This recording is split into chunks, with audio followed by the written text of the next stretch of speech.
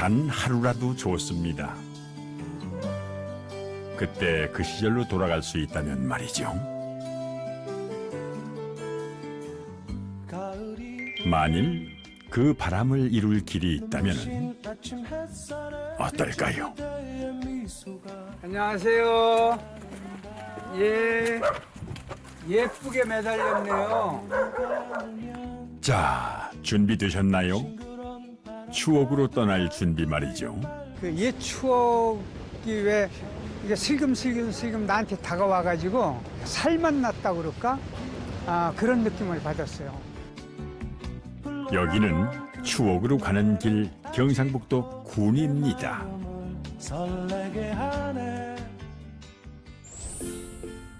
달리는 기차도, 달리는 시간도 잠시 쉬어가는 간역이 있습니다. 하루 단 4번 오가는 기차를 맞이하는 화본역. 하지만 이 간역의 진짜 역할은 따로 있다는데요. 바로 추억을 찾아 나선 이들을 맞이하는 일입니다. 이게 이제 역장님들 모자구나. 오랜만에 마주하는 풍경에 마치 어린아이가 된 듯한 오늘의 주인공. 대한민국 최초의 밀리언셀러 소설가 김홍신 작가입니다. 소설 인간시장으로 많은 이들의 기억에 자리한 그가 이곳 군위를 찾은 이유는 무엇일까요? 군위가요, 널리 알려지진 않았는데 곳곳에 역사적인 것, 그다음에 절경, 그다음에 아름다운 인심, 그다음에 특산물 이런 것들이 숨어 있다고 그래서 숨은 걸 좀 찾으러 왔어요. 그의 눈에 가장 먼저 띄인 건 다름 아닌 추억. 저거예요. 시커먼 거 있죠, 옛날 거. 그 외눈박이 불빛이 달려가지고 시커멓게 해서 석탄을 떼가지고 저 물을 집어넣고 그 증기의 힘으로 움직였죠. 그 옛날 전기를 내뿜던 기차의 모습이 아직도 눈에 선하다는 그 때문에 할 말도 참 많습니다. 기차가 가려면 지금하고 달라요. 물이 있어야 돼. 이게 물을 끓여서 그 증기의 힘으로 가야 되잖아요. 이게 저게 뭐냐면은 큰 물. 그래서 저기서 이렇게 그 호스로 그 물을 집어 넣어줘야 돼요. 그런 거 있죠. 82년 된 급수탑과 함께 여전히 그 모습 그대로를 간직한 철길. 철길 따라 추억을 거닐어 보는 그가 이렇게나 기차역에 애틋한 이유가 있답니다. 우리 동네가 어디였느냐면 이게 호남선 논산에 철길, 그다음에 요거는 제가 다닌 옛날 국민학교, 지금 초등학교, 우리가 가운데 동네예요. 이게 놀이가 우리 때 요즘처럼 뭐 텔레비전이나 무슨 뭐 오락기구나 휴대폰이 있는 게 시절이 아니니까 노는 데가 어디냐면 철로밖에 없어요. 철로에서 뭐 하고 노는 거예요? 그 철로가 시합을 해요. 이거 띵뛰기. 이제 2명이 여기서부터 시합을 한다고 저까지 누가 빨리 가나 그런 시합까지 하고. 누군가는 이곳을 시간의 간이역이라고 부른다는데요. 자, 시간의 간이역에서 추억으로 향하는 열차가 지금 출발합니다.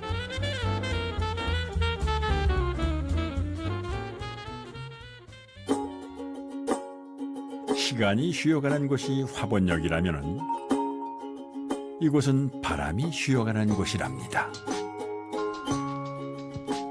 향수를 따라 군위를 찾으니라면 지나칠 수 없는 마을이라죠. 안녕하세요. 여기 좀 소개를 해주시죠, 회장님.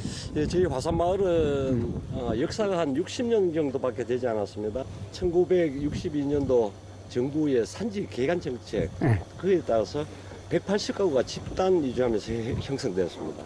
해발 1215m의 높은 산이지만은 이들은 계단 생동지를 개간함으로써 옥토를 만들어 좋은 성과를 보이고 있습니다. 비탈진 산지를 개간해서 자기의 새로운 땅을 만들어 헐벗고 굶주리는 생활로부터 벗어나도록 합시다. 초기에는 그러면은 살림 정리를 하려면 고생 많이 하셨겠네. 그 당시를 제가 기억하면 가슴이 멍해집니다. 해발 800m 정도 되는 그 산을 이삿짐을 지고 뭐 이렇게 해서 산길을 따라서 올라왔습니다. 그럼 그때 길도 없었을 거 아니에요? 예, 길이 없었죠.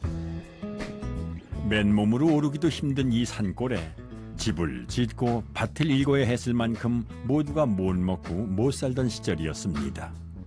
그런데 세상 참 오래 살고 볼 일이라는데요.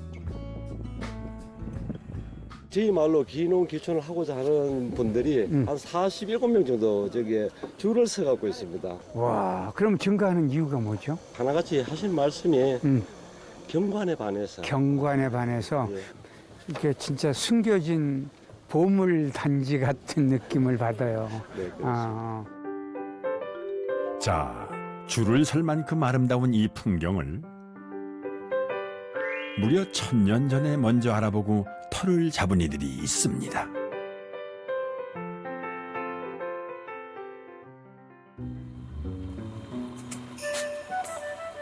야, 이거 진짜 돌담길이 특이하네요. 십리나 이어진다는 이 돌담길만 봐도 평범한 마을은 아닌 듯한데요. 이 마을의 시작을 알기 위해선 꼭 들러야 하는 곳이 있습니다. 예, 안녕하세요. 예, 안녕하세요. 한밤 마을을 이룬 부리몽 씨의 29대손 홍석규 씨는 오늘도 1000년의 세월을 이어가는 중이랍니다. 이게 얼마나 됐죠? 한 320년 됐습니다. 320년. 320년 전에 이렇게 말하자면 층고나 기와나 이제 매무새가 이렇게 단장할 정도면 이건 굉장한 작업이었겠는데. 부림홍 씨의 9대손이자 고려말 충신이었던 홍로 선생이 고향인 한밤마을로 내려와 지었다는 남천고택. 휘어진 나무도 그대로 살린 처마와 당시의 부유함을 가늠케 하는 다락이 인상적이었는데요. 그 시조로는 여기 뭐 1000년 전에 이 마을에 이제 터를 잡고 종가에서 이제 분가해가 나오면서 한 10년을 갖다가 이제 그 마음을 두고 이제 흥할 흥자 바탕을 두고 이제 집을 지었는데 예. 이제 근래 와서 이제 보존을 못하다 보니까 지금은 규모가 반 정도밖에 안 남았습니다. 예. 자손이 흥하길 바라는 마음으로 흥할 흥자 모양으로 집을 지었다는 남천고택에서는 자손을 위한 선조의 마음이 곳곳에 깃들어 있습니다. 여기 이제 작은 사랑채입니다. 사랑채. 예, 작은 사랑채. 이제 아버지 공간이지. 여기가 쌍백당 이렇게 돼 있네요. 예. 두 개의 잣나무란 뜻의 쌍백. 이 이름이 사랑채에 붙여진 이유가 있다는데요. 바로 이 집과 함께 나이든 320년 된 잣나무 두 그루. 열매를 많이 맺는 잣나무 한 쌍을 심어 자손의 번영을 바랬다네요. 이쪽 나무가 더 예뻤는데 예. 태풍 때 저 중간에는 V자고 밑에는 니은자인데 큰 가지가 두 개가 부러졌죠. 부러졌구나. 부러져도 이상하게 그지 조상이 돌보는지 돌담 하나 돌 하나가 이제 안 떨어지고. 정말로 조상이 돌보기라도 한 걸까요? 무려 31대 손까지 이어지고 있다는 부림홍 씨 가문입니다.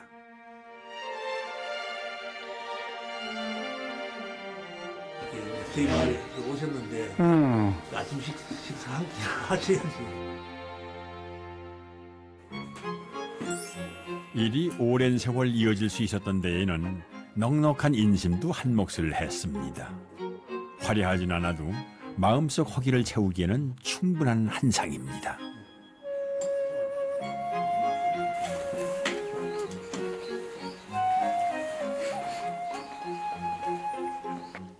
진한 간을 안 써서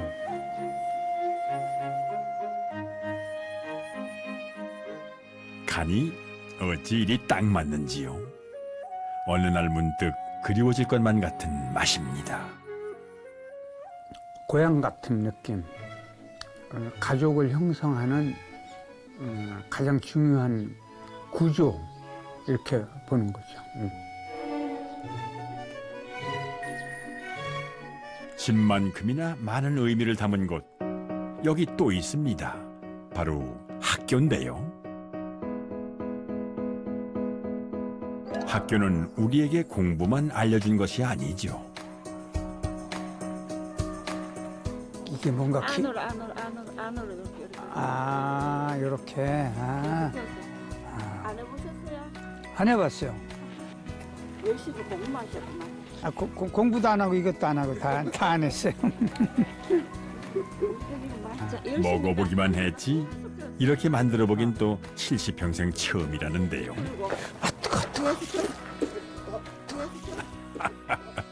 처음이라서일까요? 왜 이걸 이제야 해봤나 싶게끔 그 재미에 아주 푹 빠졌습니다.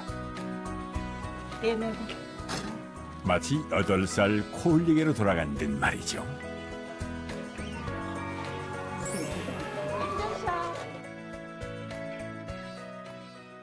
옛날에는 이게 얇았어요. 무지하게 얇았어. 지금 이거는 굉장히 많이 준 거예요. 뭐 옛날 얘기가 나와서 말이지만 달고나 하면은 빼놓을 수 없는 게 있죠. 엠네 여기가 갈라졌어. 뭐 더 바랄 게 있나요? 달달한 추억 한 입 이거면 된 거죠.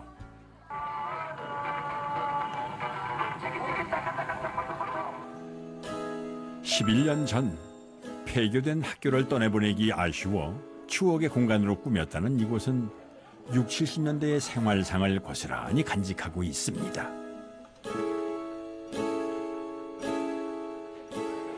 그래도 내가 다행히 몸을 줄여 갖고 나와서 괜찮네. 저런 책가방도 한참 전 이 정도 책가방이면 한참 좋을 때예요. 우리 때는 전부 책가방이 없고 책보라고 그래서 이렇게 보자기 있잖아요. 보자기에다 책을 싸서 여기다가 이렇게 허리다 묶거나 이렇게 하고 다녔어요. 학창 시절 추억감에 도시락을 빼놓을 수는 없지요. 한 반에 보통 60명 막 70명씩 됐으니까 도시락을 이렇게 포개서 놔요. 그럼 쭉 여기까지 올려놓으면은 맨 밑에는 누룽지가 돼서 그러니까 반장이거나 힘이 센 애가 밑에 놓고 점점 놓고 힘없는 애들은 어디다 놓냐면 맨 꼭대기에 놓으니까 따뜻해지질 않는 거야. 그 여기까지만 따뜻하고 찬밥을 먹어야 돼요. 아직 할 말은 너무나 많지만 다음 여정을 위해 이만 아끼려 한다는데요. 군대를 다녀보니까 숨겨진 보물단지가 너무 많구나 하는 것을 이번에 크게 배웠습니다. 아껴둔 이야기 보따리를 마음껏 풀어놓을 오늘의 강연장, 바로 화본역인데요. 많은 이들과 함께 또 어떤 이야기를 나눌지 군 위에서 전하는 김홍신 작가의 강연 함께 들어보시죠. SBS 백도대간 인문학 캠프. 안녕하세요. 저는 오늘 사회를 맡은 SBS 아나운서 유혜영입니다. 지금 저희가 함께 있는 이곳은 우리나라에서 가장 아름답다는 간이역 화본역입니다. 기차도 쉬어갈 만큼 아름답다는 이곳에서 여러분도 일상의 스트레스 좀 푸시고 잠깐 쉬었다 가셨으면 좋겠습니다. 화본역에 있는 군위군은요, 이 아름다운 화본역뿐만 아니라 역사적 가치도 갖고 있는데요. 고려시대 승려인 이련이 이곳에서 삼국유사를 썼다고 합니다. 그래서 작년에 군위에서는 삼국유사 테마파크를 만들어서 그 역사적 가치를 널리 알리고 있는데요. 오늘 이 자리에서 여러분과 함께 인생에 대해서 이야기하시고 싶다는 분이 계십니다. 대한민국 최초의 밀리언셀러이자 소설가, 교수, 국회의원, 시민운동가, 방송인에 이르기까지 수많은 수식어를 갖고 계신 분입니다. 오늘의 주인공 김홍신 작가님을 모시겠습니다. 큰 박수로 맞아주세요. 네, 반갑습니다. 안녕하세요. 예, 제가 괜히 몸을 줄여 갖고 왔더만 큰 양반이 서 계시네. 어떡하죠? 아, 너무 멀리 계신 거 아니에요? 해치지 않아요. 아유. 가까이 오세요. 조심해야 돼요. 오늘의 강연 주제가 좀 특별합니다. 인생 사용 설명서라고요. 예, 그 인생은 너무나 사람마다 다 다르기 때문에 같을 수가 없거든요. 그래서 인생 사용 설명서라는 걸 가지고 한번 진지하게 한번 얘기를 해보려고요. 아, 지금부터 김홍신 작가님의 인생 사용 설명서 함께 들어보도록 하겠습니다. 네, 고맙습니다. 수고하셨습니다. 여러분 반갑습니다. 제가 군위에 오면서 여러 가지 많은 생각을 하게 됐습니다. 제가 인생에도 사용 설명서가 있다 이렇게 주장을 하는데요. 저나 여러분이나 누구나 다 인생은 정답이 있다고 자꾸 생각을 합니다. 인생 정답이 없습니다. 인생은 명답을 찾는 건데요. 인생의 명답을 한마디로 요약을 하면 인생은 한 번밖에 못 살고 이게 마지막이기 때문에 잘 놀다 가지 않으면 불법입니다. 여러분 묻겠습니다. 여러분 잘 노셨나요? 노셨다고 하는 분들은 다 거짓말한 거예요. 한국인은 놀 수가 없었어요. 가장 절박하고 가난하고 전쟁을 했고 아직도 철조망에 가로막힌 섬나라에 살고 있습니다.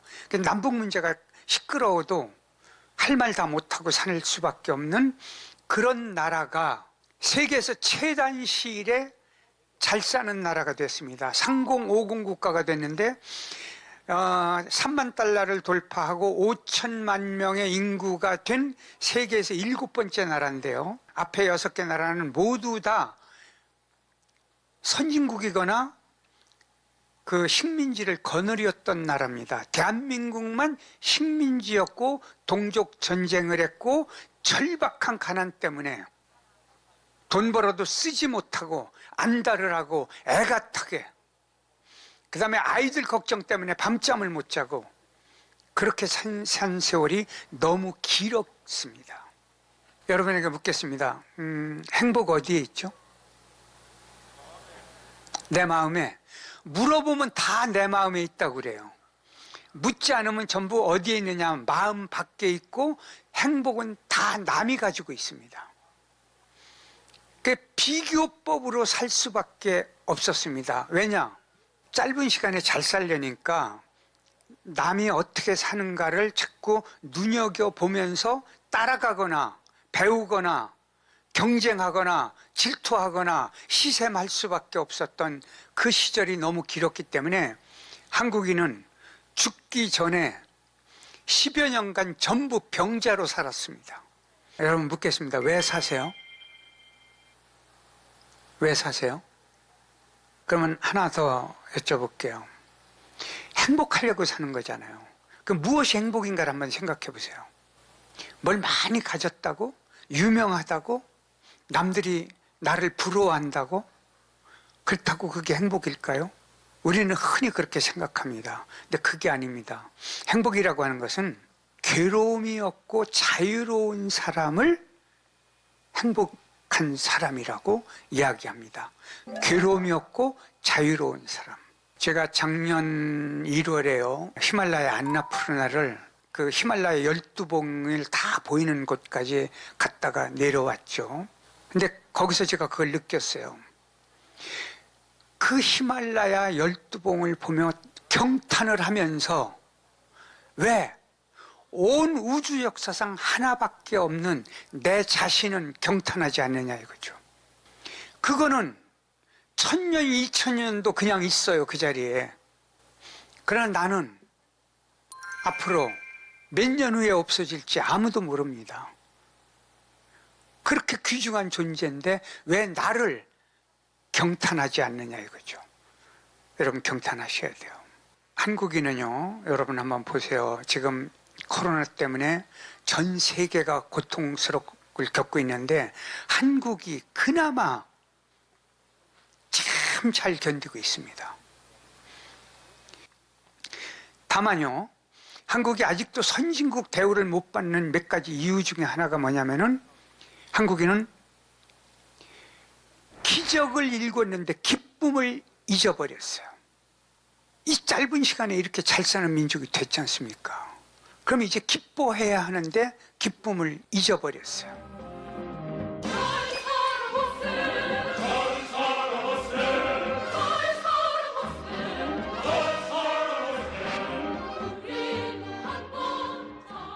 강우량이요 1000mm 이상 오는 나라, 특히 한국처럼 1000mm 이상 오고 산악국가고 농경지가 많지 않고 이동하지 않는 정착민족인 경우에는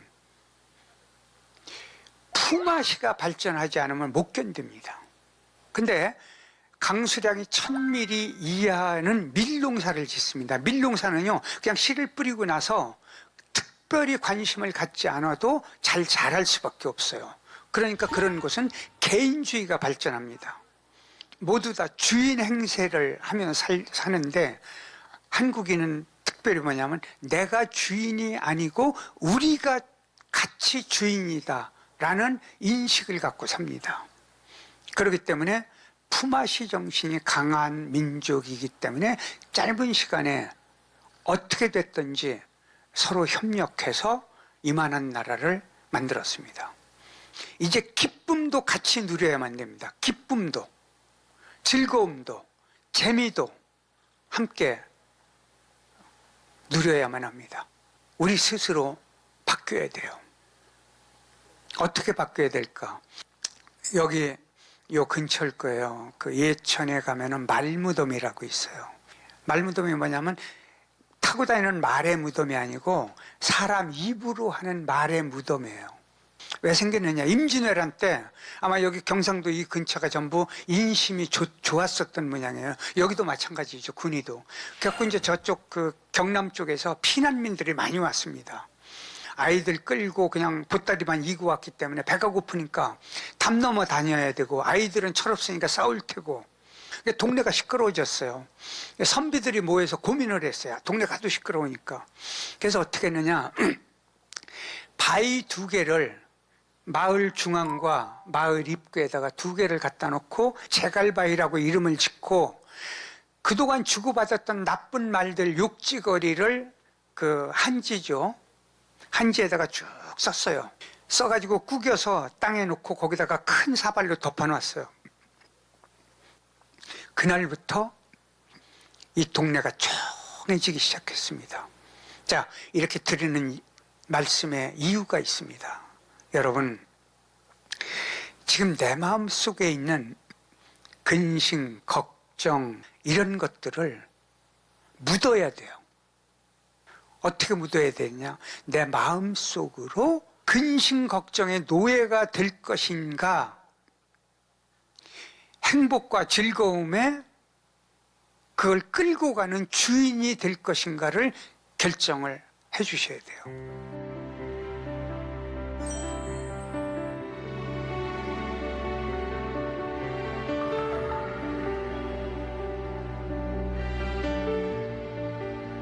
오늘 이 자리에 계신 분들이요, 이 대한민국 어렵고 고난스럽고 이런 나라를 이렇게 위대하게 만든 찬란한 꽃들이 이 자리에 계신 거예요. 여러분, 더 찬란해지셔야 돼요. 그러시려면 기뻐하세요. 왜? 살아있는 것만도 기적을 일군 겁니다. 여러분이 지금 이 자리에 오신 것만도 이미 기적을 일군 거예요. 오늘 함께 해주신 여러분 참 고맙습니다. 감사합니다.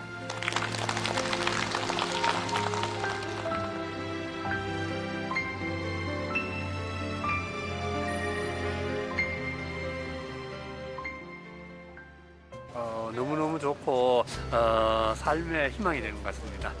굉장히 마음이 따뜻하면서도 나 자신을 위해서 좀 즐겁게 살아야 되겠다는 생각이 참 많이 들었어요. 그렇지 않으면 불법이라는 얘기가 가슴에 크게 와닿았습니다.